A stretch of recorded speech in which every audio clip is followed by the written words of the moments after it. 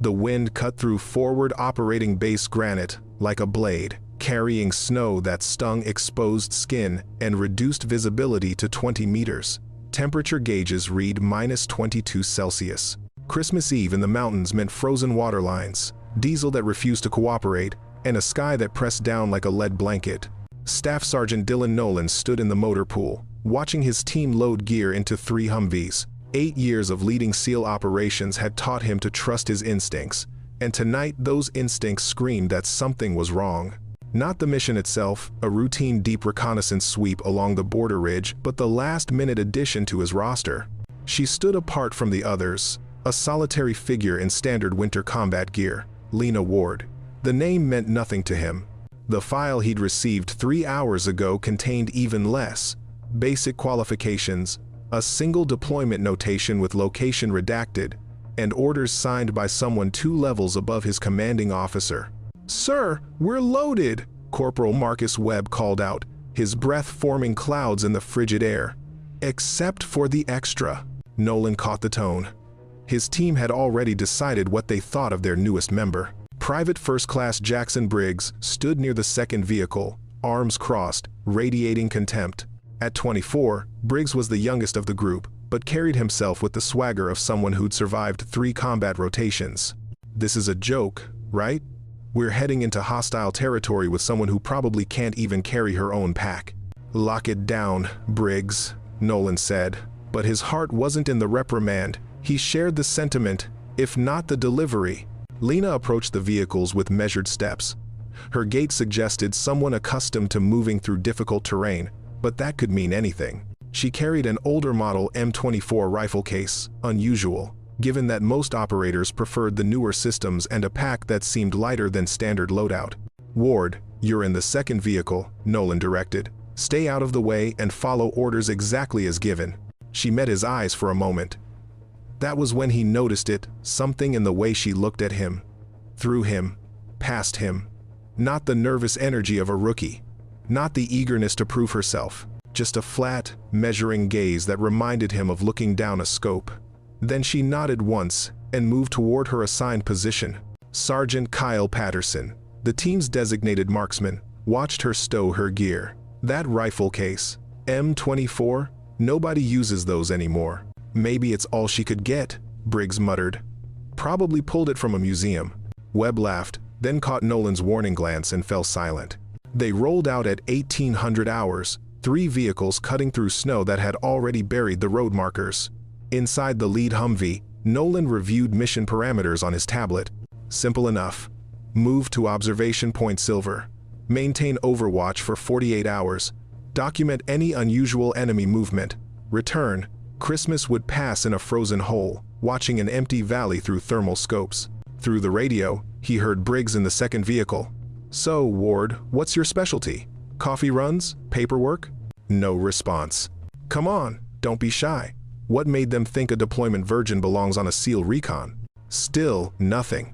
Nolan considered intervening, decided against it. She'd have to learn to handle the pressure. That's what teams did. They tested you until you proved yourself or broke. But in the darkness of the second Humvee, Lena sat with her eyes closed, feeling the vibration of the engine, the sway of rough terrain. Her right hand rested on her thigh, fingers making small, unconscious movements, the muscle memory of working a bolt action, adjusting for wind, breathing between heartbeats. She'd made this journey before, 3 years ago, in different circumstances. The mountains looked the same under snow. The cold felt the same, only she had changed. A small tremor ran through her hand as it brushed against the cold metal of her rifle case. For a moment, she was somewhere else, a farmhouse burning, her younger brother's voice calling her name, the choice she'd had to make between family and mission. The moment that had created the ghost everyone was hunting. "You good back there?" Webb asked from the driver's seat, noticing her reflection in the rear-view mirror. "Fine," Lena replied. Her first words since boarding. Briggs snorted. Strong, silent type. "That'll help when bullets start flying." The convoy pushed deeper into the mountains, leaving the base's lights behind. Ahead lay 30 miles of hostile territory, enemy forces that had been unusually active the past week, and a valley that had swallowed 2 drones without explanation. None of them knew they were carrying the answer to that mystery in their second vehicle. None of them knew the woman they were insulting was the reason enemy forces had tripled their patrols. And none of them knew that in approximately 4 hours, she would be the only thing standing between them and a massacre. 2 hours into the journey, Nolan called a halt at a burned-out village that served as a waypoint. The structures offered minimal shelter from the wind, but it was enough to check equipment and redistribute ammunition. Christmas lights someone had strung across the lead. Humvee's cabin swayed in the breeze, a surreal touch of normalcy in the wasteland. The team dismounted, weapons ready, establishing a perimeter by instinct. Lena emerged last, moving to inspect her gear in silence. Briggs approached her. 2 other soldiers trailing behind, Specialists Todd Hammond and Chris Delgado, both men who'd served under Briggs in previous operations and followed his lead without question. "Let's see what you're working with," Briggs said, gesturing at her rifle case. "Pop it open." Lena looked at him, then at the case, then back. "Not necessary." "I'm making it necessary. Team leader wants to know everyone's equipment is functional, right, Sergeant?" He called over to Nolan, who was conferring with Patterson about coordinates.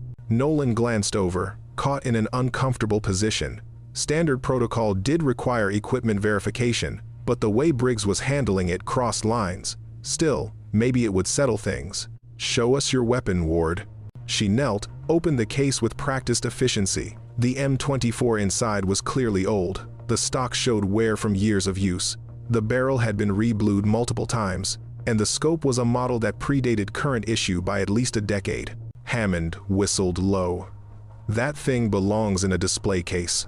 "You expect to protect anyone with that relic?" Briggs leaned in. "What's your zero range? Hell, does it even still shoot straight?" "It shoots," Lena said quietly. "It shoots." Briggs mimicked her tone. "Jesus. Look, I don't know what strings got pulled to put you on this mission, but you're a liability. You can't handle the equipment, you can't handle the environment, and when it gets real, you're going to fold." Delgado laughed. "Maybe she should take off that uniform, save us the trouble of dragging dead weight around hostile territory." "Yeah," Hammond added. "Take off your uniform if you don't belong here. Let someone who actually earned it wear it." The words hung in the frozen air. Several other team members had drifted closer, not participating but not stopping it either. It was a moment that defined group dynamics, the moment a team either came together or fractured. Lena stood slowly, closing the rifle case. Her expression remained neutral, but something flickered in her eyes. Not anger, not hurt, something older and colder. She smiled slightly. Just a curve at the corner of her mouth, devoid of warmth. That smile unsettled Briggs more than any outburst would have. He'd wanted a reaction, defiance, tears, resignation. The smile suggested none of those things. It suggested that she was looking at men who didn't understand what they'd just said. "We move in 5, Nolan announced, breaking the tension. He caught Lena's eye as she turned away, saw something there that made him reconsider his initial assessment, but then she was walking back to her vehicle, and the moment passed. Inside the second Humvee, as the convoy resumed movement, Lena sat with her hands folded on her lap. The tremor had returned, not fear, but memory. Her right hand bore a scar that ran from wrist to thumb, a souvenir from when she'd crawled through broken glass to escape an assassination team 3 years prior. The night her family had paid the price for her skills. The night she'd become a ghost. A fragmented memory surfaced, her brother's face, lit by flames, her mother's voice, telling her to run. The choice she'd made to hunt the men responsible rather than die with them. The 3 years that followed, moving through enemy territory like smoke, eliminating targets one by one, until the enemy had stopped using names and started calling her Ghost. 27 confirmed kills, all high-value targets, all executed with the same weapon now lying in the case beside her. They wanted her to take off her uniform. They had no idea she'd been wearing it longer than any of them, in ways they couldn't imagine. Through the frosted window, she watched the mountains slide past. Somewhere out there, Viktor Reznov was waiting. The man who'd ordered her family killed. The man who'd been hunting her as obsessively as she'd been hunting him. Intelligence suggested he was operating in this region, and when the orders had come through to embed her with this SEAL team, she'd understood immediately. They were bait. She was the hook, and somewhere in these mountains, Reznov would take it. The convoy descended into a narrow valley, walls of rock and ice rising on either side, perfect ambush terrain. Lena's eyes scanned the ridgelines automatically, cataloging firing positions, escape routes, dead zones. Behind her, Briggs was telling Hammond a story about a previous deployment, his voice carrying the easy confidence of someone who'd never been truly hunted. Lena said nothing. She simply waited, watching the snow fall through the window, her hand resting on the rifle case. In 4 different languages, enemy forces had a name for her. In Russian, they called her Prizrak, the ghost. In Pashto, the word translated roughly to shadow that kills. Her own government had classified her operations so heavily that even her personnel file was mostly redacted. And now, on Christmas Eve, in a valley that would soon run red with blood, 8 men who thought she was a burden were about to learn what a ghost could do when cornered. The Christmas lights in the lead vehicle flickered as they rounded a bend, their cheerful glow reflecting off ice and snow. 3 minutes later, the first IED detonated. 40 miles southeast, in a communication bunker carved into the mountainside, Major Sarah Chen sat before a wall of monitoring equipment, triangulating signals in the frigid darkness. Her specialty was signals intelligence, and tonight she was tracking enemy communications with growing concern. At 2,047 hours, she caught something that made her blood freeze.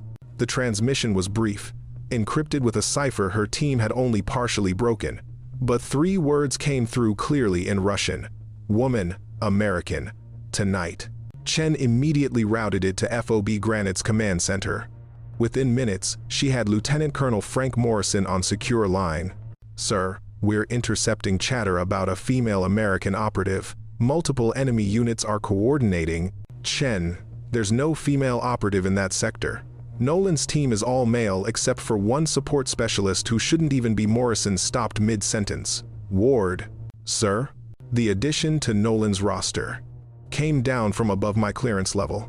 I assume she was logistics, maybe intelligence gathering, but if the enemy is actively searching for a woman, he was already pulling up classified databases, entering search parameters that required biometric verification. What he found made him reach for the priority line to JSOC."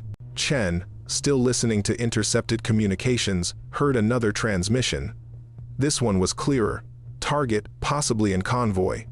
3 vehicles, heading toward Grid Victor 7. That was exactly where Nolan's team was. "Colonel, they know the route. They know the vehicle count. This isn't random patrol chatter. Someone's coordinating. Get me Nolan. Now." But in the valley, radio signals were already degrading. The terrain created natural dead zones, and something else, deliberate jamming, was starting to interfere with communications. In the second Humvee, Lena stared at the radio clipped to Webb's vest as it hissed with static. Her expression didn't change, but her hand moved unconsciously to her thigh, where a small scar formed a distinctive pattern, 3 parallel lines, the mark Reznov's people left on targets before they struck. She'd given herself that mark 3 years ago. A message, a challenge. And now, if the radio interference was any indication, Reznov had accepted.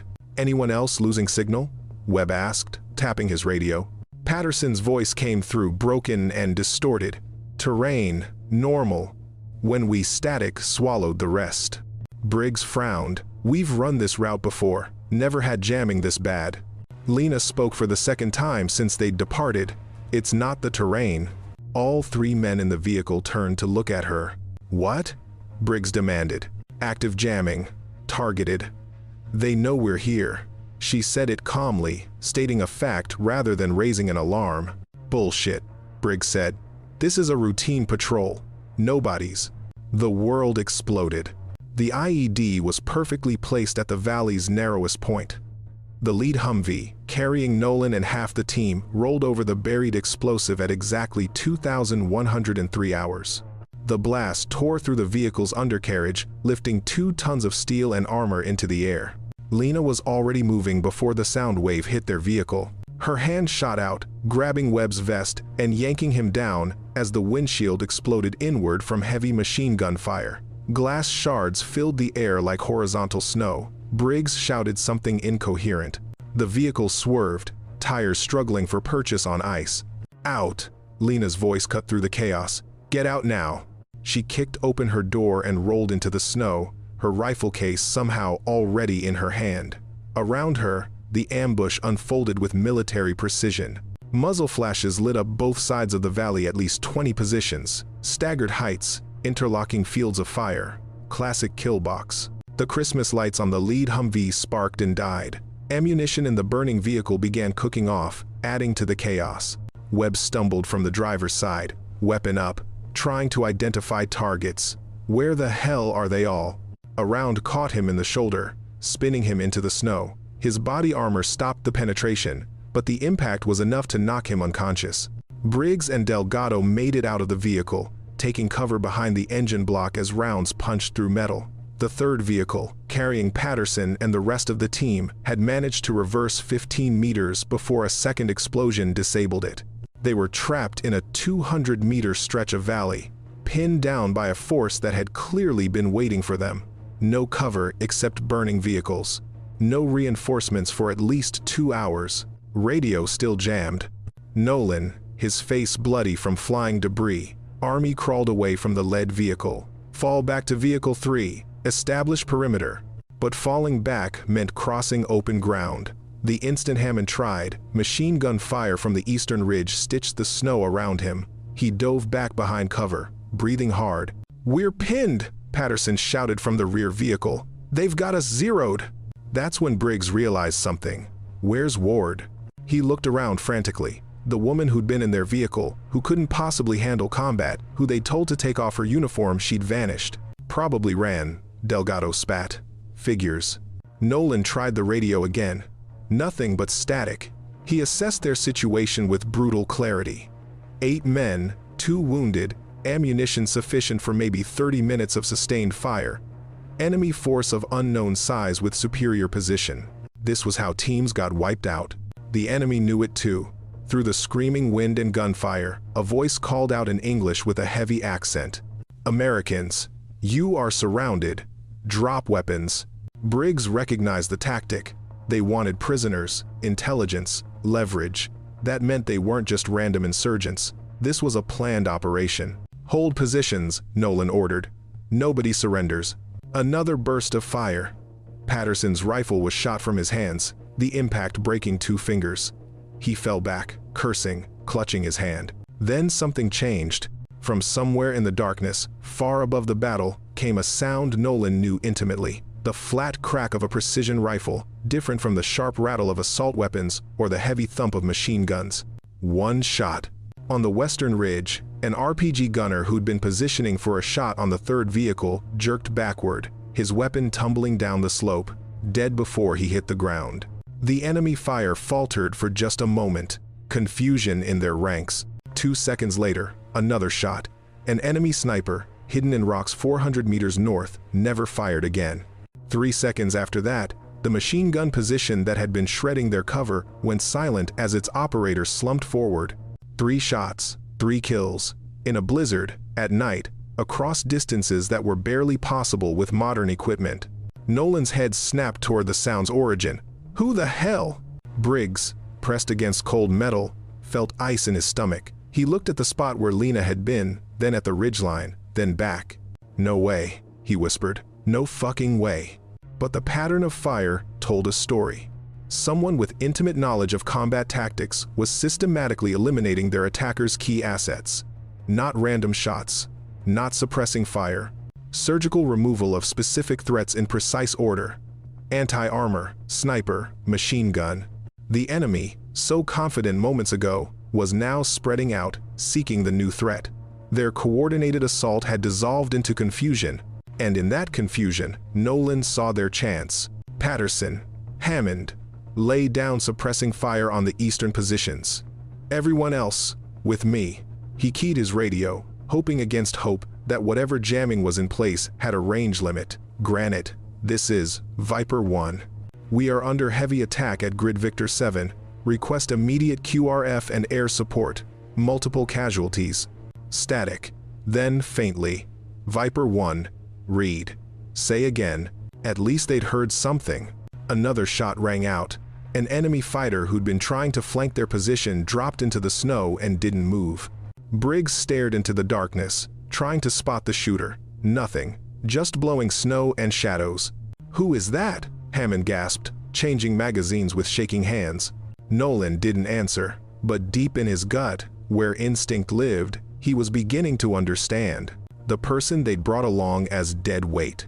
The woman they'd humiliated. The soldier they'd told to take off her uniform. She hadn't left. She'd gone hunting. Lena had moved the instant the IED detonated, muscle memory overriding conscious thought. While others dove for cover, she'd calculated angles, wind speed, and optimal firing position in the 3 seconds it took to grab her rifle and disappear into darkness. She knew this valley. She'd studied it for 2 days before the mission, memorizing every rock formation, every potential hide site. When the orders had come to join Nolan's team, she'd understood it wasn't coincidence. Someone in intelligence had pieced together her pattern and Reznov's. They'd created the perfect trap. The question was, who was the bait and who was the predator? She'd climbed 80 vertical meters in less than 4 minutes, hands finding holds by instinct, boots wedging into cracks she couldn't see. The M24 case stayed strapped to her back, its weight as familiar as her own heartbeat. At a small ledge, she assembled her position. No time for a proper nest. This would be fast, dirty shooting, the kind that separated trained marksmen from true snipers. The rifle came together in her hands like an old friend greeting her after a long absence. She'd had this weapon for 7 years, had probably fired 10,000 rounds through it, knew its quirks, its tendencies, the way the trigger broke at exactly 3 pounds 4 ounces. She pressed her cheek to the stock, and the world narrowed to the circle of her scope. Wind, gusting 15 to 25 knots from the northwest. Temperature, dropping through -20. Visibility, less than 200 meters for anyone without night vision. Her first target appeared in her scope, an insurgent positioning an RPG-29, the kind that could punch through any armor the Humvees had. Range, 940 meters. Angle, 32 degrees down. Wind correction, 2 mils right. She controlled her breathing, riding the natural pause between heartbeats. The cold tried to make her hands shake that old tremor. The PTSD from the night, everything ended. She'd learned to channel it, use it, let the adrenaline sharpen rather than scatter her focus. Her brother's face tried to surface in her mind. She pushed it down. Emotions were for after. Squeeze. The M24 bucked against her shoulder.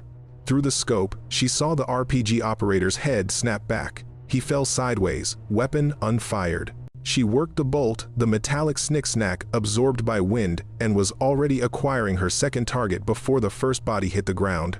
Enemy sniper, Eastern Ridge. She could tell by the way he moved, the way he scanned. This one was trained, probably former military. He'd positioned himself well, using a natural depression for cover. But he'd made one mistake. He'd silhouetted himself against a patch of snow that reflected moonlight. Range, 1,100 meters. Even steeper angle, wind quartering away from her. She adjusted, breathed, squeezed. The enemy sniper jerked once and was still. Below, the firefight continued, but she could hear the change in cadence. Nolan's team was beginning to respond, taking advantage of the confusion she'd created. Third shot. The machine gun nest. Harder target, 2 men, one feeding ammunition, one firing, both partially concealed behind rocks. She'd need to take the gunner first, but the feeder was exposed for a fraction of a second as he lifted another belt. She chose her moment. The bullet traveled for just over a second before it struck. The feeder collapsed. The gunner started to turn, confused, and in that moment of distraction, Patterson put 3 rounds into him from below. 3 shots, 3 kills. The specific targets that had been pinning down Nolan's team, but Lena wasn't finished. She'd seen the pattern of the ambush, recognized the tactical setup. This wasn't random. This was Reznov's work. His signature was in the details. The precision of the timing, the layered positions, the way they'd used the terrain, which meant he was here, somewhere. She scanned through her scope, looking for the thing most attackers forgot, command and control. Where was the leader positioning himself? There. 500 meters northwest. Elevated position with clear view of the entire kill zone. 3 figures, one of them pointing, giving orders via radio. She couldn't see faces at this range, not in these conditions. But the way the central figure moved, the way others deferred to him, her hand trembled. Not from cold, this time. She forced herself to breathe, to calculate. Range, wind, angle. The mathematics that could turn pain into precision. She fired. The radio operator's equipment exploded, the bullet striking the handset he'd been using. All three figures dove for cover, and in that moment she saw him, just a glimpse, but enough. Viktor Reznov, the man who'd haunted her for 3 years. He was here. And now he knew she was here. The game had truly begun. Lena descended from her position as enemy fire became disorganized. They were pulling back, reassessing. She'd bought the team maybe 10 minutes before the enemy regrouped. She approached the Humvees from shadow, materializing near the rear vehicle where Nolan was coordinating defense. Patterson saw her first, did a double take that would have been comical in other circumstances. "Where the hell did you?" Then he saw the rifle, the M24, barrel still warm, the bolt open to show an empty chamber. Her movements as she checked the weapon weren't those of someone who'd never seen combat. They were automatic, efficient, the muscle memory of someone who'd done this thousands of times. Nolan turned, and his mouth opened to speak, but no words came. He was looking at her differently now. They all were. Briggs, his face pale, stared at her like she'd risen from the dead. "The shots, that was you, all of them." "Yes." No elaboration, no apology. "That's impossible," Hammond whispered. "Those ranges, in this weather, at night." Nolan's tactical mind was working overtime, pieces clicking into place. The classified orders. The rifle that seemed ancient, but was clearly perfectly maintained. The way she'd moved, not with the hesitation of someone out of their depth, but with the precision of someone who'd choreographed this exact scenario. He pulled out his encrypted tablet, fingers moving quickly through secure databases he wasn't supposed to access in the field. Level 2 clearance might not be enough, but he had a friend at JSOC who owed him. 30 seconds later, his device chimed. A file opened, heavily redacted, but with enough visible to paint a picture. Ward. Lena M. Service record. Redacted. Specialization. Long-range precision elimination. Operations. 27 confirmed locations redacted. Status. Ghost protocol. Active. Known aliases. Prizrak. Redacted. Redacted. Threat classification. Strategic asset. There was a photo, 3 years old, showing a younger version of the woman standing before them. And a note, added just 6 hours ago. Subject embedded with SEAL Team V7 for Operation Winter Shadow. Team members are not to be informed of subject's true identity or capabilities. This is a controlled exposure operation designed to draw out HVT Reznov, Viktor M. Nolan looked up from the screen. "You're the ghost sniper." It wasn't a question. The team fell silent. Even Briggs, who always had something to say, could only stare.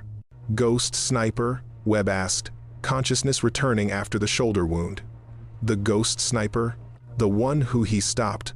Memory supplying details he'd heard in briefings. Stories passed around between operators. 27 high-value targets.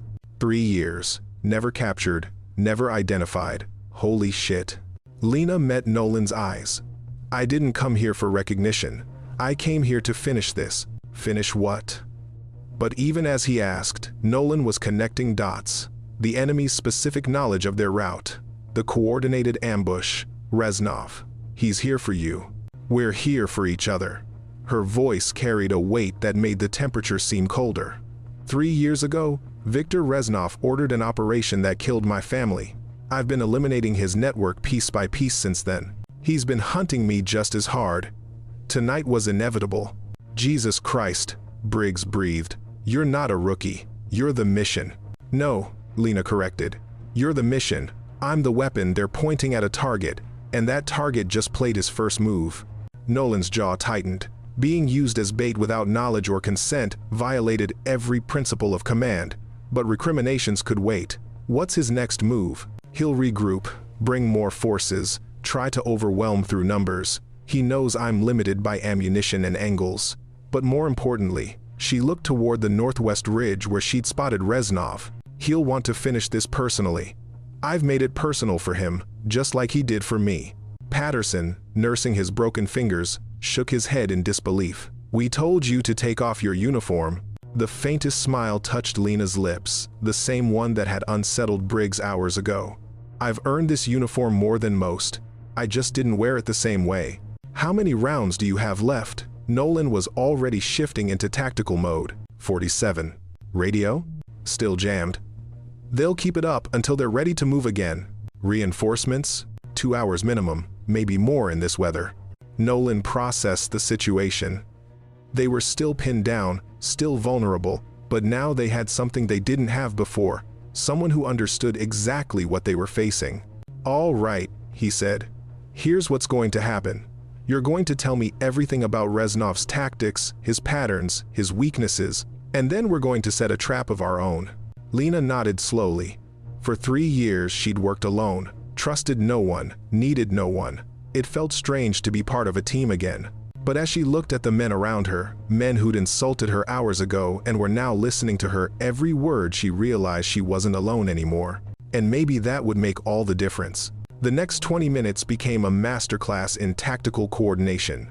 Lena sketched positions in the snow with a broken piece of metal, explaining Reznov's likely approach based on 3 years of studying his methods. He's methodical, she said, won't rush. He'll set up a second ambush point, probably here she marked a spot, and here. He'll want overlapping fire and multiple egress routes in case things go wrong. How do you counter that? Nolan asked.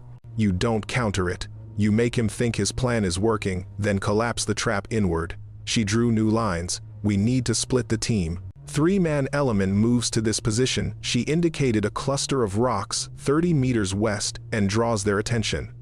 Meanwhile, 2 others flank using this gully.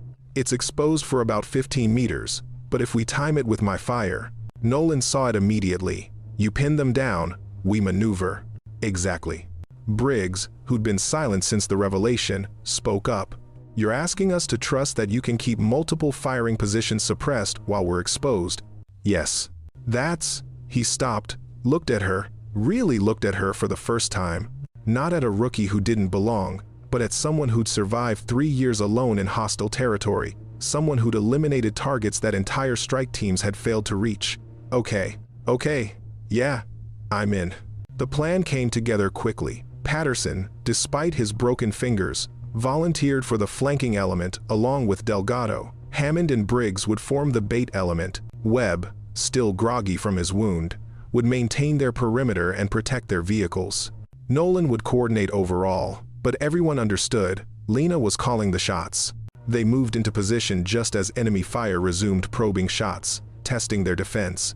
Through her scope, Lena counted at least 16 new fighters joining the original force.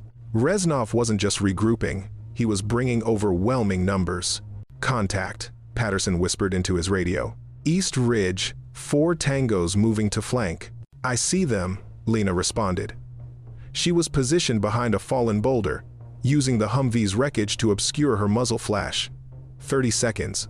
True to Reznov's pattern, the flanking force was moving in bounds, one team covering while the other advanced. Professional, coordinated, disciplined, she let them get closer. Patient, waiting for the moment when all 4 would be committed to open ground. Now, she breathed. Her first shot took the lead man in the chest. Before his body fell, she'd cycled the bolt and fired again. Second man down. The remaining 2 dove for cover, but Patterson and Delgado were already moving through the gully, using the distraction. They emerged behind the enemy position and opened fire at point-blank range. 4 tangos eliminated in under 10 seconds. West side, Hammond called. Enemy forces were pushing hard on the opposite flank, trying to take advantage of the team's divided attention. Lena shifted, found targets, fired. She wasn't trying for perfect shots anymore, not enough time. Instead, she was using her weapon like a surgical scalpel, cutting away at the enemy's ability to coordinate. She hit a radio operator, an officer pointing directions, a machine gunner setting up. Each shot created chaos, disrupted communications, forced the enemy to react rather than act. This is insane, Delgado muttered, watching her work. She's controlling the entire battlefield with one rifle. Briggs, maneuvering into a new position, found himself pinned down by fire from an unexpected angle. I'm stuck, can't move. Cover your head, Lena said calmly. 3 seconds later, the shooter fell silent. Move now. He moved, awe and gratitude mixing with disbelief. This was the person he'd told to take off her uniform. The battle shifted. The enemy, expecting to overwhelm a pinned-down American team, instead found themselves fighting a coordinated defensive action backed by a sniper who seemed to anticipate their every move. Reznov's voice cut through the chaos, shouting orders in Russian. Lena didn't need a translator. She'd learned his patterns, his voice, his way of thinking. He was frustrated, angry that his carefully planned operation was falling apart. Good. Angry people made mistakes. Patterson reached a position overlooking the enemy's fallback route. I've got eyes on their staging area. Looks like they're preparing to withdraw. Negative, Lena said. That's what he wants you to think. He's baiting you into chasing. There'll be another ambush position along that route. How do you know? Because it's what I would do. Nolan, listening to the exchange, made a command decision. We don't chase. We fortify this position and wait for QRF. Ward, can you keep them suppressed for another hour? She did a quick mental calculation. Ammunition, fatigue, the cold that was making her hands increasingly numb. Yes, but Reznov won't stay that long. He knows reinforcements are coming. If he's going to move against me personally, it'll be soon. As if, summoned by her words, a new voice emerged from the darkness, accented English broadcast through a loudspeaker. Go, sniper. I know you hear me. 3 years I hunt you. Tonight, we end this. You and me. No soldiers, no teams, just us. The team looked at Lena. She stared toward the voice's origin, her expression unreadable. He's trying to draw you out, Nolan said. I know. You're not going. She looked at him. This was always going to come down to him and me. You know that. We fight as a team or we don't fight at all. For a long moment, she didn't respond. The concept of team had been alien to her for so long. 3 years of solo operations, of trusting no one, of survival through isolation. But these men had followed her lead, had trusted her despite everything, had fought beside her when they could have abandoned her. Maybe, just maybe, there was another way. Then we fight as a team, she said finally, but on our terms, not his. And she began to outline a plan that would require precision, courage, and the kind of trust that only comes from facing death together. Viktor Reznov stood in the falling snow, watching his carefully orchestrated operation disintegrate. 3 years he'd been hunting the ghost. 3 years of near misses, dead ends, and subordinates who'd failed to kill one woman. He was 52 years old, a veteran of conflicts that predated most of his current fighters' births. He'd commanded operations in Chechnya, Syria, Afghanistan. He'd built a network that spanned 3 continents, and one lone operator had carved through it like acid through paper. 27 of his people dead, high-value targets all, officers, coordinators, financiers, each kill precise, professional, impossible to prevent. She was a ghost indeed, appearing from nowhere, striking without warning, vanishing before anyone could respond. It had become personal the night she'd killed his brother. Alexei had been setting up a weapons transfer in Kandahar when a single bullet had ended him. No warning, no message, just death delivered from darkness. That's when Reznov had learned her story. The American family in the farmhouse. The intelligence they'd allegedly possessed. The orders he'd given to eliminate them all. He'd thought nothing of it at the time, collateral damage in a larger game. But he'd made one mistake. He'd left her alive, and she'd spent 3 years making him pay for that mistake. Now, finally, he had her. The intelligence intercept about an American female operative had been enough. He'd positioned forces, prepared the ambush, brought overwhelming numbers. And still, she was winning. Sir, his second in command, Dmitri, approached nervously. We've lost 16 men. The Americans are too well coordinated. That sniper is one woman with one rifle, Reznov snapped. We have 40 fighters. Press the attack, overwhelm them through numbers. They're dug in. Every time we advance, she picks us apart. It's like she knows our movements before we make them. Because she does, Reznov realized. She'd studied him for 3 years, just as he'd studied her. She knew his tactics, his patterns, his thinking. They'd become mirrors of each other. A new plan formed. If she was so good at anticipating his moves, he'd do something she wouldn't expect, abandon tactics entirely and rely on pure overwhelming force. Bring up the technical, he ordered. The one with the D-Sheke. Dimitri's eyes widened. Sir, if we use the heavy machine gun, we'll chew through our ammunition in minutes. We won't need minutes. That gun can shred their vehicles, their cover, everything. They'll have nowhere to hide. And the sniper? Reznov smiled coldly. She can't kill what she can't see. We mount the gun in the truck bed, keep it mobile. By the time she acquires the target, we'll have already moved. It was brutal, inelegant, wasteful, everything. His carefully cultivated tactical sense rejected, which was exactly why it might work against someone who knew him too well. He picked up the radio. Ghost sniper, I know you hear me. 3 years I hunt you. Tonight, we end this. You and me. No soldiers, no teams, just us. He waited, but she didn't respond. Of course not. She was smarter than that. Your family died because they were in wrong place, at wrong time, he continued. Nothing personal, just business. But you made it personal. You made me bury my brother. Now, I will bury you. On Christmas. Just like your family. Still no response. But he knew his words would hurt her. Emotional pain was its own weapon. You hide with your American team. You think they protect you. But I will kill them all, and you will watch, and you will know this is because of you. Their blood is on your hands. He lowered the radio. Behind him, the technical was being positioned a pickup truck with a Soviet-era Disheke mounted in the bed. The 12.7mm rounds could punch through light armor, destroy cover, kill through concealment. 1 hour, he told Dimitri. We give them 1 hour to think about what's coming. Let fear work for us. Then we attack with everything.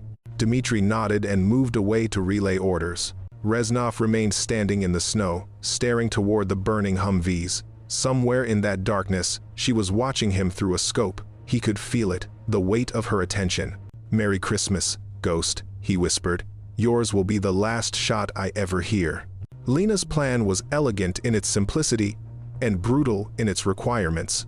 The heavy machine gun changes everything, she explained to Nolan. Standard cover won't help. We need to eliminate it before they get it in position. Can you hit the gunner from here? If the truck stays still.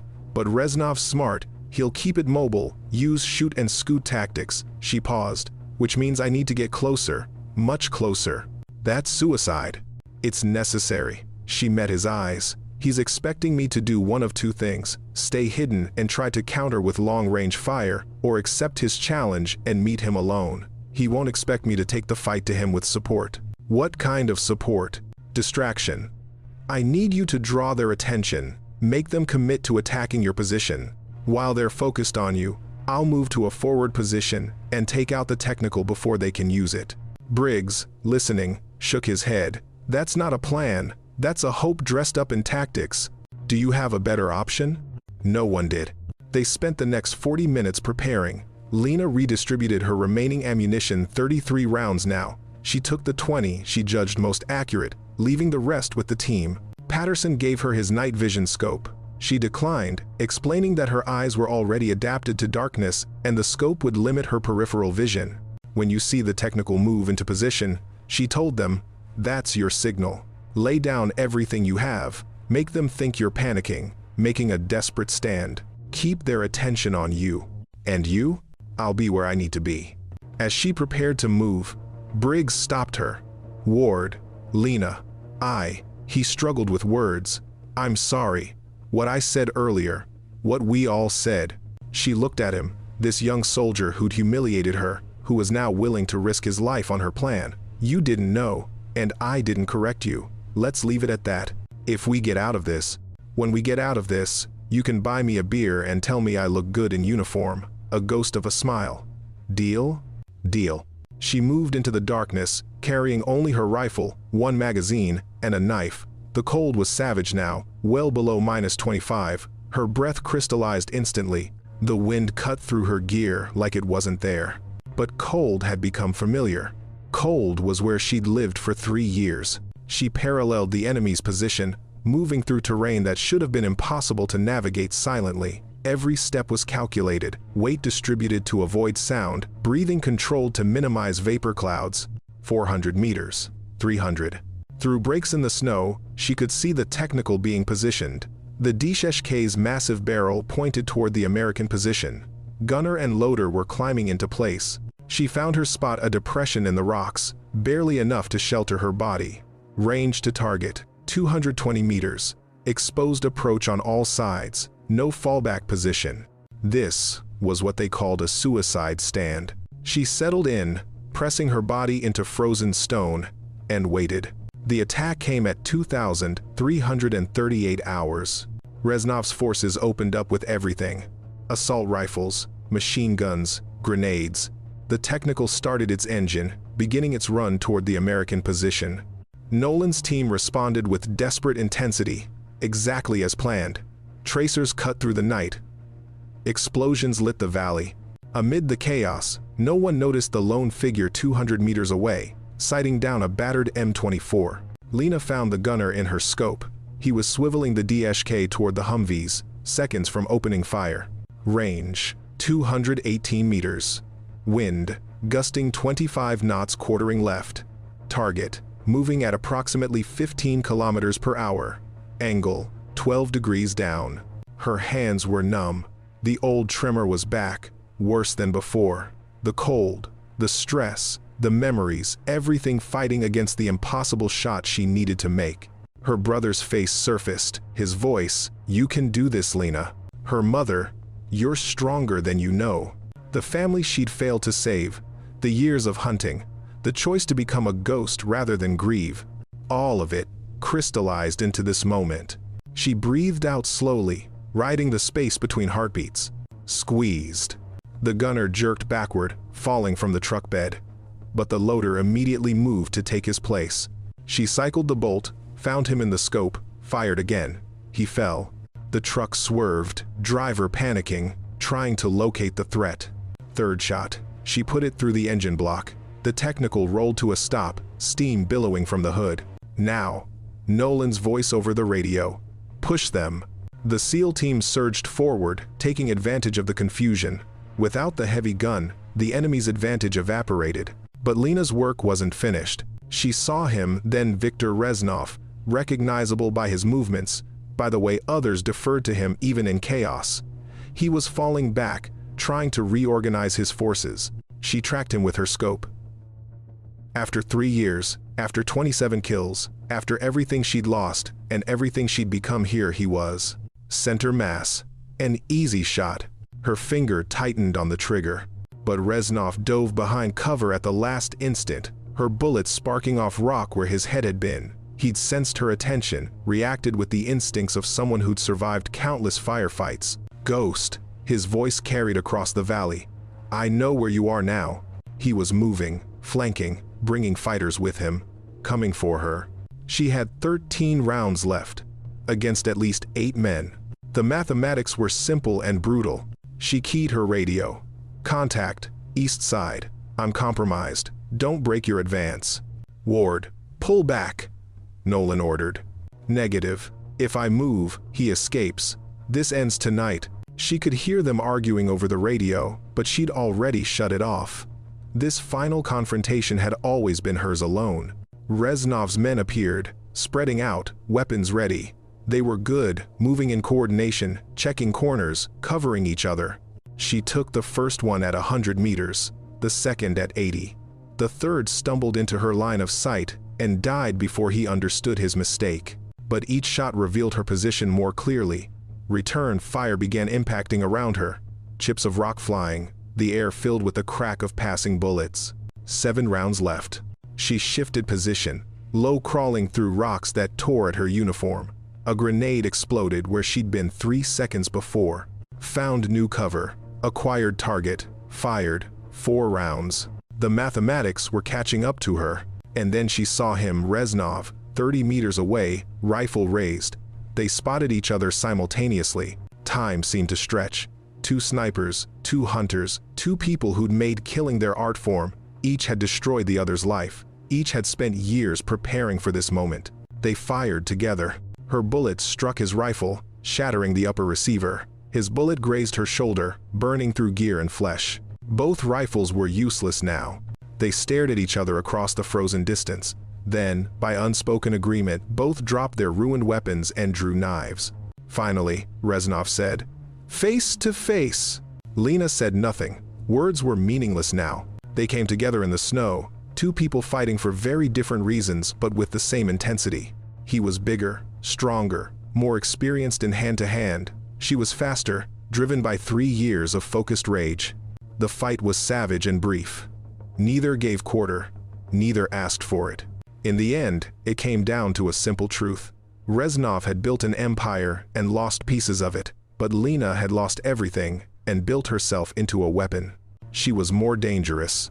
Her knife found the gap in his armor, once, twice, 3 times. He fell to his knees, blood spreading across snow, staining the pristine white red. "Your family," he gasped. "Wrong place, wrong time." "My family," she corrected, "were killed by a coward who thought he could hide behind distance." She leaned close. "I've spent 3 years proving him wrong." His eyes lost focus. The man who'd ordered her family's death, who'd built a network of violence, who'd made Christmas a nightmare, died in the snow on Christmas Eve, 3 years after creating his own ghost. Lena stood slowly, her wounded shoulder screaming. Around her, the sound of gunfire was fading. Nolan's team had pushed through. The remaining enemy fighters were withdrawing. It was over. She retrieved her broken rifle, cradled it like a child. Through the valley, she could see the SEAL team regrouping.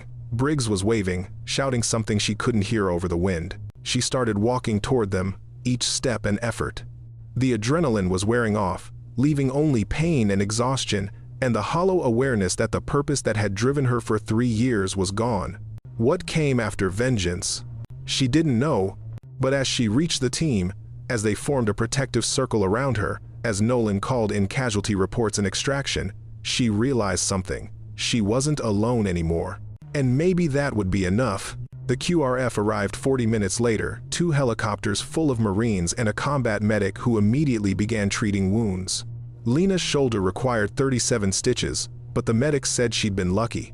Another inch, and the bullet would have hit the subclavian artery. Luck. She almost laughed. Nothing about this had been luck. While the medic worked, Nolan made his report to command. She listened to his words. The bare facts of the ambush.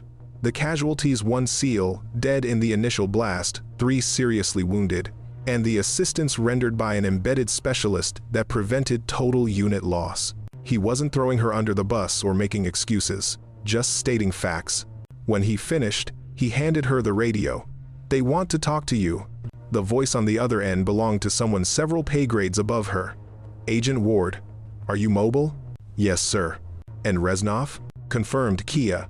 A pause. "Good work. We'll debrief in detail back at base. For now, ride back with the team." The helicopters couldn't take everyone, so half the QRF stayed to secure the site while the other half flew the wounded out. That left Nolan's team, minus the Kia, to make their way back overland in the damaged Humvees. As they loaded up, Briggs approached her. His earlier cockiness had been replaced by something different, not quite respect, but recognition. "Can I ask you something?" "Sure. Why didn't you just tell us? Why let us treat you like that?" She considered the question. "Would you have believed me? Or would you have thought I was lying to impress you?" He had no answer for that. "Besides," she continued, "I needed to see how you performed under stress. If this team had fallen apart under pressure, Reznov would have killed us all. I needed to know you could function even when things went wrong. So we were being tested. Everyone's always being tested. Most people just don't realize it." Patterson, overhearing, shook his head. "That's a cold way to look at the world. It's kept me alive." They drove in convoy through the pre-dawn darkness, 3 damaged vehicles limping back to base. The Christmas lights on the lead Humvee, miraculously, still worked 1 string of multicolored bulbs that had survived the ambush, swaying with every bump. Webb, his shoulder bandaged, stared at those lights. "Strangest Christmas I've ever had." "We're alive," Hammond said. "That's a pretty good present, thanks to Ward." They all looked at her. She sat in the back of the second Humvee, her broken rifle across her lap, her shoulder bandaged, but her eyes alert. Even exhausted, even injured, she radiated a kind of focused intensity that made them understand. This woman had been operating at a level they'd only heard about in briefings. "I couldn't have done it alone," she said. "When it came down to the final fight, you gave me the opening I needed." "You sure about that?" Briggs asked. "Seemed like you were ready to take on all of them by yourself." Ready and able are different things. I was ready. But without your support, she trailed off. Let's just say I'm glad I didn't have to find out. Nolan, monitoring radio traffic from the front seat, glanced back at her. What happens now, after debrief? I don't know, and she didn't. For 3 years, her entire existence had been focused on eliminating Reznov's network. Now that network was decapitated, the man himself dead. What was a ghost without something to haunt? You could stay, Patterson suggested. You know, join a team for real. We could use someone with your skills. SEAL teams don't take women. Rules change. Wars change. Hell, after tonight, I bet they'd make an exception. She smiled faintly. I'll think about it. They reached FOB Granite as the sun began rising. Christmas morning, painting the mountains in shades of orange and pink. The base was preparing for the holiday decorations hung in the mess hall, off-duty personnel gathering for a special breakfast. It all seemed surreal after the violence of the night. As the team dismounted, the base commander himself came out to meet them. Colonel Morrison, the man who'd signed her orders without knowing their full significance. Staff Sergeant Nolan, Agent Ward. He looked them over, took in the blood and damage. I've heard the preliminary report. It seems we all owe you our gratitude. Just doing our jobs, sir, Nolan said. Morrison's gaze shifted to Lena. Walk with me, Agent. They moved away from the others, toward the command building. Morrison waited until they were out of earshot before speaking. I received a call from JSOC 30 minutes ago. They're very pleased with the outcome. Reznov had been a thorn in our side for a decade. He was personal for me. I know. I read your full file, the classified parts. He stopped, turned to face her. You lost your family 3 years ago. You've spent that time alone, hunting. Now that hunt is over. So I'll ask you the same thing I ask every operator who completes a difficult mission. What's next? I honestly don't know, sir. Then let me make a suggestion. Take some leave. Real leave, not just a few days. Go somewhere quiet. Process what you've been through. And when you're ready, come talk to me about what you want your next chapter to look like. The ghost sniper is done, sir. Can't be a ghost if everyone knows who you are. True. But Lena Ward doesn't have to be a ghost. She can be whatever she chooses. It was the kindest thing anyone in command had said to her in 3 years. As they returned to the others, she found the team gathering near the mess hall. Someone had set up a table outside improvised Christmas dinner for those who couldn't make the official meal. Briggs waved her over. Hey, Ward, you eat yet? Not hungry. Bullshit. Get over here. She approached slowly. The team made space for her, and she realized they deliberately saved her a seat. Patterson raised a plastic cup filled with something that definitely wasn't water. To surviving Christmas. To the ghost, Hammond added, may she haunt our enemies and protect our asses. Webb, grinning despite his pain. To the woman who proved that uniforms are earned, not given. They all looked at her, waiting. She picked up her cup. To second chances. And new beginnings. They drank together, brothers and sister in arms, watching the sun climb higher over mountains that had nearly become their graves. Later, after the meal, Lena stood alone near the perimeter fence, looking out at the snow-covered landscape. Her hand rested on the fence post, fingers tracing patterns in the frost. Nolan found her there. Thinking about anything in particular? My brother, she admitted. He would have been 23 today, December 25th. His birthday and Christmas, always together. I'm sorry. Me too. She turned to face him. Thank you, for what you said in your report, for not making this harder than it had to be. You saved my team. That's all that matters. Even after how they treated me? They didn't know. Now they do. That's how we grow, by being wrong and learning from it. He paused. Briggs wanted me to tell you something. He's too embarrassed to say it himself, but he wants you to know. He's never been more wrong about someone in his life, and he's grateful for the lesson. Tell him we're even. As Nolan walked away, Lena remained at the fence, watching snow fall in the distance. Somewhere out there was the valley where her family had died. Somewhere out there were the graves of the men she'd killed. And somewhere, buried in snow beside a disabled technical, was the body of Viktor Reznov. It was finished. She was no longer a ghost. And as she stood there, watching the Christmas sun illuminate a world that had been so dark for so long, Lena Ward allowed herself something she hadn't felt in 3 years. Hope. Behind her, the mess hall door opened, releasing a burst of warmth and laughter. Someone called her name. She turned, saw the team gesturing for her to come inside. She took one last look at the mountains, then walked toward the light. The ghost sniper had completed her mission. Now Lena Ward could begin her life.